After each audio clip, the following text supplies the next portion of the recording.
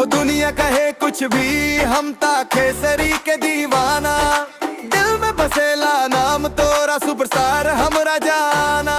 अरे हे हे हे हो स्टेज पे जब आए खेसरी लाल, दिल धड़के जैसे बजा मत्ता। सब लोग करे जय जैसे जी कर, हमरा हीरो सबसे बढ़कर।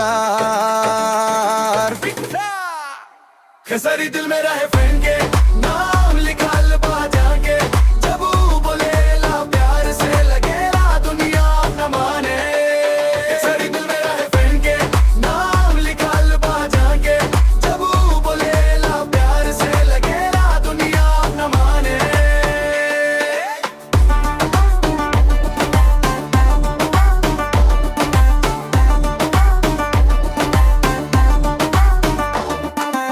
गाना चलेला यूट्यूब पे ट्रेंड, कमेंट बॉक्स में दिल के सेंड। खेसारी भैया हमरा ब्रांड, फैन सब बोले लेजेंड।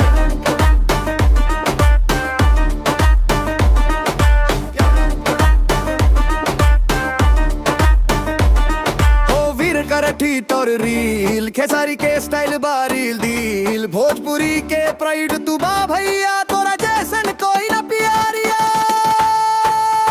सरी दिल में रहे फैन के,